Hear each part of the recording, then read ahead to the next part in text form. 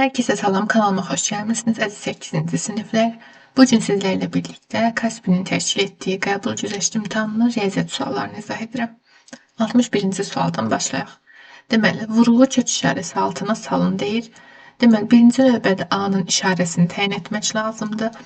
Baxırıq ki, burada kök altının dərəcəsi 2-dir. Cüt dərəcədən kökün altında hər zaman müsbət olmalıdır. Deməli, A-nın işarəsi müsbətdir. İndi kök altına salanda da kök altında A kvadratını ikinci dərəcədən kök altına saldığımız üçün A kvadratını kvadrata yükseltmək lazımdır. Vurulsun A kök altında. Bu da olacaq kök altında. A üstü 4 vurulsun A, yəni A üstü 5. O da A variantıdır. 62-ci sual. Düzbucaqlı üçbucağın içi bucaqlarının tənbələnləri arasındakı böyük bucağı tapın. Deməli, şəkli mən burada göstərmişəm. Məndən istənilən, baxın, bu x kör bucağıdır. X-i tapmağımı istəyir. Ümumiyyətlə, biz üçbucaqda öyrənmişik ki, əgər iki qonşu təpə bucağından tənbələnlər çəkilir və həmin tənbələnlər arasındakı bucağı istəyirsə, düsturumuz 90 dərəcə üzərinə gəlinsin. Təpə bucağın yarısıdır. Yəni, burada bu bucaqlara qonşu olmayan, yəni təpə bucağı, qarşıdakı bucaq necə dərəcədir? 90. 90 böl 2 ilə hesablanır. Bu da olur 90 üstə gəl 45, yəni 135 dərəcə B variantı. 63-cü sual. Deməli, bu da sadə sualdır. Kök altında 33 çıxılsın, 2 vurulsun. Kök altında 16-dan 4 çıxır. Deməli, kök altında 25. Buradan da cavabımız 5 olacaq, yəni D variantı. 64-cü sual. Katetlərindən biri 8, hipotenuzu 10 cm olan düzbucaqlı üçbucağın perimetrini tapın. Deməli, düzbucaqlı üçbucağın şəklini mən yuxarıda çəkmişdim. Görüm onu. Göstərə biləcəm. Aha. Deməli, elə bunun üstündə də baxa bilərik. Katetin biri 8-dir. Digərini bilmirəm. A olsun. Hipotenuz da 10-dur. Pifagor teoreminə əsasən katetlərin kvadratlarının cəmi hipotenuzun kvadratı olur. Buradan A kvadratı 36. Deməli, A da bərabərdir 6-ya. Deməli, katetin digəri də 6-dır. Perimetrini tapın deyir. Perimetrdə tərəflərin cəmidir. Bu da olacaq 24. Yəni A variantı. 65-ci sual hesablayın deyir. Deməli, 4 üstü 8-i belə yazıram. 2-nin kvadratı 8-ci dərəcədən qüvvətə yüksəlsin, bölünsün. 2 üstü 3, deməli, 4-cü dərəcədən qüvvətə yüksəlsin. 2 üstü 16 bölünsün, 2 üstü 12, yəni 2 üstü 4, o da 16.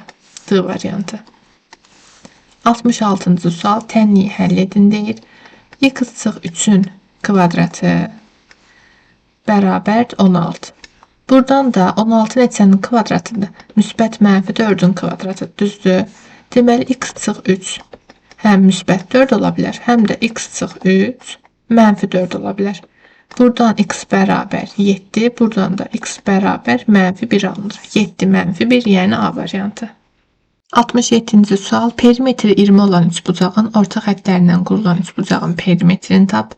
Orta xətlərdən qurulan deməli üçbucağın perimetri böyük deməli üçbucağın perimetrinin yarısı olur. O da 10 olacaq, yəni A variantı. 68-ci sual. X-i tapın deyir. Deməli, şəkildən göründüyü kimi birinci ABD üçbucağına baxırıq. ABD üçbucağında katetlərin biri 8-dir. Biri deməli məlum deyil. BD-ni bilmirəm. Hər hansı bir A olsun. Tutaq ki, hipotenuzum da məlumdur. Onda mən Pifagor teoreminə əsasən 8-in kvadratı üstə gəl A kvadratı hipotenuzun kvadratı olmalıdır. Buradan 64 üstə gəl A kvadratı bərabərdir. 4 vurulsun 17, yəni 68. Deməli, A kvadratı 4'dür. A da bərabərdir 2'yə. Deməli, BD oldu bizdə 2. Daha sonra indi fikir versəz ABC üçbucağına. ABC üçbucağında yine Pifagor teoremini tətbiq etsəm, katetlərin kvadratlarının cəmi AC'nin kvadratı olmalıdır. Nəyə görə burada 6 yazdım? Çünki BC tərəfim 2 və 4'ün cəmidir. 6'dır. Buradan da AC kvadratı 100'dür. Deməli AC, yəni x də bərabərdir 10. B variantı. 69-cu sual. Deməli, A üstəgəl B var, A və B-nin hasili var, ifadənin qiymətini tap deyir. Ortaq məxrəcə getirirəm. A vur B-də, deməli, 3B üstəgəl 3A bərabərdir. Buradan da 3-ü mötərizə kənarına çıxartsam, B üstəgəl A bölünsün A vur B. A və B-nin cəmi 4'dür. 3 vurulsun 4 bölünsün A vur B, yəni 1. O da olacaq 12. C variantı. 70-ci sual. İfadənin qiymətini tapın deyir. Deməli, A çıxılsın 2 bölü A bərabərdir 4. Bir də A kvadrat üstəgəl 4'ü mən yazıram 2'nin kvadratı kimi bölünsün A kvadrat. Bu ifadəni A kvadrat üstəgəl 2 böl A'nın kvadratı kimi yazıram. 2 böl A'nın kvadratı. Mötərizə səhv düşdü, onu bir dənə düzəldim. Aha. İndi fikir verirsəz, bu mənə nəyi xatırladır? Kvadratlar cəmi, müxtəsər vurma düsturu, düzdür? Müxtəsər vurma düsturuna əsasən kvadratlar cəmin kvadratı çıxılsın 2AB ilə hesablanır və yaxud da fərqin kvadratı üzərinə gəlinsin 2AB ilə hesablanır. İndi mən də baxıram ki, mənə burada 2 ədədin fərqi məlumdur. Onda ikinci düsturla hesablayacağım. Getirirəm, qoyuram yerinə. A kvadratı üstəgəl 2 böl A'nın kvadratı bərabərdir. A çıxılsın 2 böl A'nın mötərizədə kvadratı üzərinə gəlinsin 2 vurulsun həmin ədədlərin hasili bərabərdir. Fərqin qiyməti 4'dür. 4'ün kvadratı üstəgəl A'lar ixtisar gedir. Bu da oldu 4. 16 üstəgəl 4, yəni 20 olacaq. O da B variantı. 71-ci suala baxırıq. Deyir ki, ABC üçbucağında AD tənbölənli, AB 12'dir, BD 3'dür, DC 2'dir, AC-ni tapın. Tənböləninin əsas xassəsi bucağı yarı bölür və ən çox düşən sualda tənasüb qaydasıdır. Mütənasib parçalar həmin sualda imtahana düşübdür. Deməli, burada AD tənbələn olduğu üçün 12 bölünsün 3 bərabərdir. AC bölünsün 2'ye. Buradan da ixtisar gedir. AC də bərabərdir. 4 vurulsun 2, yəni 8A variantı. 72-ci sual. Məxrəci irrasionallıqdan azad edin deyir. 50 böl kökdə 2. Deməli, məxrəcin qoşması elə kök altında 2'dir. Həm məxrəci, həm də sürəti kök altında 2'yə vururam. 50 kökdə 2 bölünsün 2, yəni 25 kökdə 2. Bu da A variantı. 73-cü suala baxırıq. Deməli, A variantında deyir ki, bütün rasional ədədlər həqiqi ədədlərdir. Bu doğrudur. İkinci B variantında dövrü olmayan sonsuz onluq kəsirlər irrasionaldır. Bu da doğrudur. Bütün tam ədədlər rasionaldır. Doğrudur. İrrasional ədədlərin cəmi həmişə irrasionaldır. Xeyr. Məsələn, kök altında 2, üstəgəl kök altında 3. Bu versiyada D variantı doğrudur. Amma məsələn, mən yazsam kök altında 2 üstəgəl mənfi kök altında 2. Hər ikisi də irrasionaldır, amma cəmi 0'dır. Yəni rasionaldır. Deməli, bu yanlışdır. D variantı yanlış cavabdır. 74-cü sual müqayisə edin deyir. Deməli, A bərabər kök altında 18, B bərabər 2 kökdə 3'ü, deməli, 2'ni kök altının daxilinə keçirdirəm. Deməli, 2'nin kvadratı vur 3 olacaq. Bu da kök altında 12'ye bərabərdir. C9'u da kök altında 81 kimi yazıram. İndi müqayisə edin deyir. Görürəm ki, ən kiçiyi B'dir, B kiçiyidir, ən böyüyü də C'dir. Alta ortancıl BAC C variantı. Deməli, 75-ci sualda mən şəkli əvvəlcədən çəkmişəm. Deyir ki, düz bucağın katetləri üzərində qurulmuş kvadratların sahələri cəmi 100'dür. Bunun sahəsi olsun S1, bunun da sahəsi olsun S2. İkisinin sahələrinin cəmi 100'dür. Bunun tərəfi olsun X, bunun da tərəfi olsun Y. Onda kvadratın sahəsi necə hesablanır? Tərəfin kvadratı X kvadrat üstəgəl. İkincinin sahəsi Y kvadratı bərabərdir 100'ə. Düzbucaqlı üçbucaqda hipotenuzum C olsa, mən bilirəm ki, Pifaqor teoreminə əsasən katetlərin kvadratlarının cəmi hipotenuzun kvadratıdır. Buradan da deməli hipotenuzun kvadratı 100 imiş. Onda hipotenuz da 10'dur. Yəni D variantı. 76-cı sual. Şəklə əsasən AB çıx AD fərqini tapın. Deməli, burada birinci tərəfləri bərpa etmək lazımdır. Elə burada da şagird də düz eləyibdi. Tərəfləri bərpa edibdi. Bura olacaq 90 dərəcə. Deməli, indi bu şəklə əsasən mən birinci tapmalıyam AD-ni. AD-ni birləşdirirəm. İndi fikir verirsəz, bura olsun bir, tutaq ki, F təpə nöqtəsi, düzdür? AFD üçbucağına baxsaz, AFD-yə. AFD-də AD-nin kvadratı katetlərin, yəni 6 və 8-in kvadratlarının cəmidir. Yəni 100-dür. Deməli, AD də 10-a bərabərdir. AD 10-dur. İndi AB çıx AD-ni istəyir. AB 10-dur, AD də 10-dur. Fərqi də olacaq 0, yəni B variantı.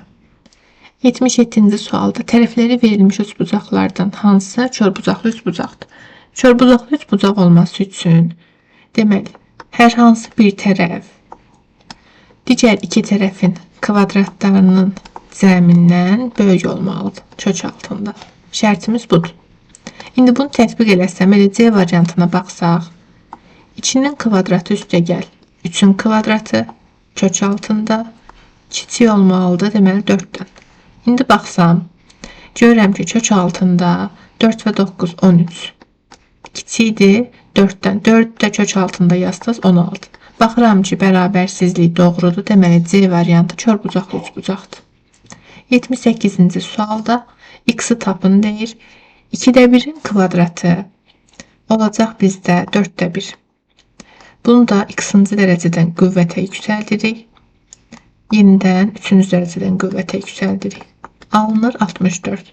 Mən 64 yazıram 4-ün kubu kimi. Bu 3-cü dərəcədən qüvvətlər gedir.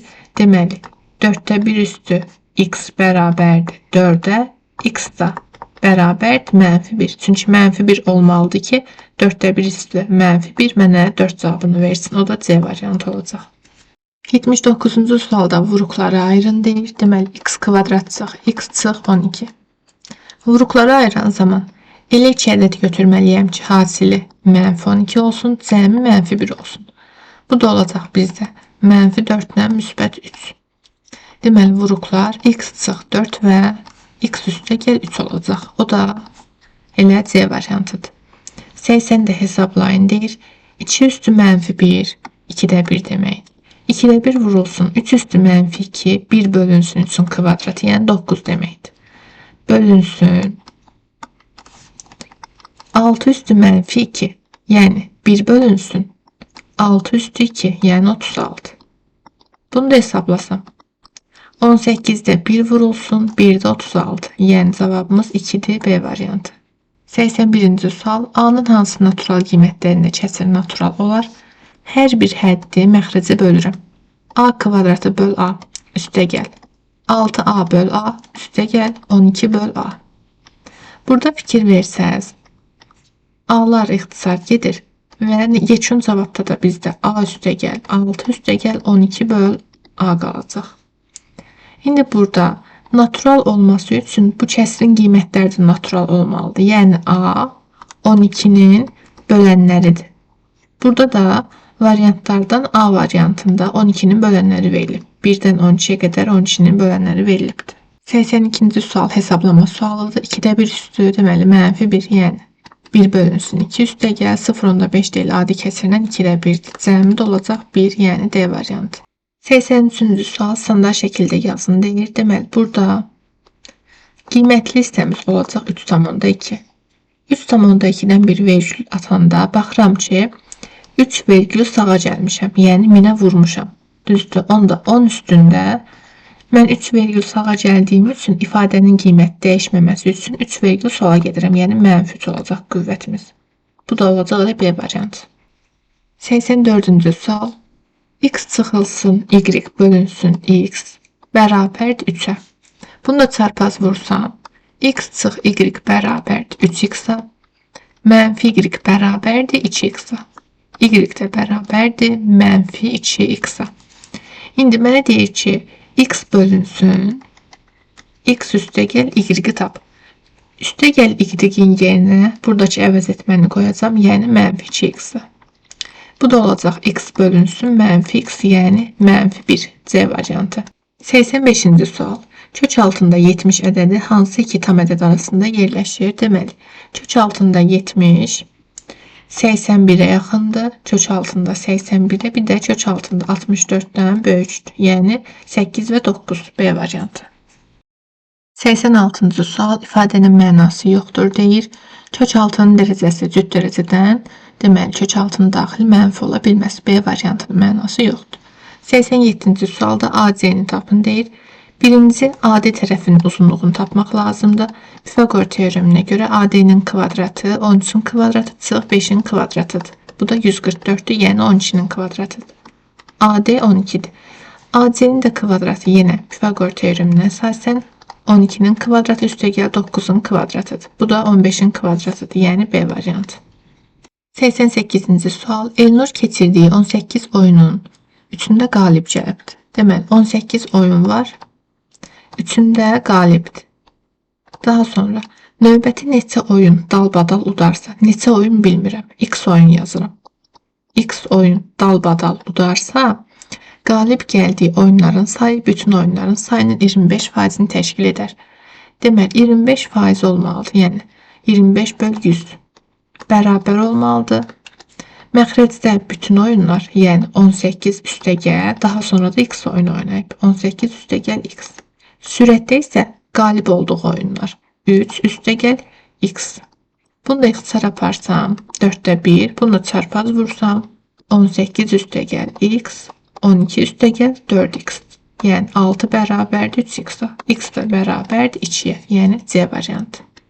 89-cu sual. Bu aralığa daxil olan tam ədədlərin cəmini tapın. Tam ədədlərin cəmini tapanda mənfi 5'dən müsbət 5'e qədər, mənfi 5 və müsbət 5 daxil olmaqla hər birinin cəmi gedir 0'a. Bu intervalda qaldı bir dənə tam ədəd 6. 7 daxil deyil. Nəyə görə 7 daxil deyil? Çünki mötərizə kvadrat deyil, yumru mötərizədir. Ona görə 7'ni götürmürəm. Tam ədədlərin cəmi də 6'dır. Yəni G variantı. 90-cı sualı sadələşdirin deyir. Birinci 5'i mötərizənin xaricinə çıxardıram. B üstəgəl 4. Məxrəcdə də deməli A vurulsun, B üstəgəl 4. B üstəgəl 4'lər ixtisar gedir. Cavabımız olur 5 bölünsün A, yəni B variantı. Bu günlük bu qədər uşaqlar, izlədiyiniz üçün təşəkkür edirəm. Bu cür videoların davamının gəlməyini istəyirsinizsə kanalıma abunə olmağı, videonu bəyənməyi və şərh yazmağı unutmayın. Növbəti videolarda görüşənədək hələlik.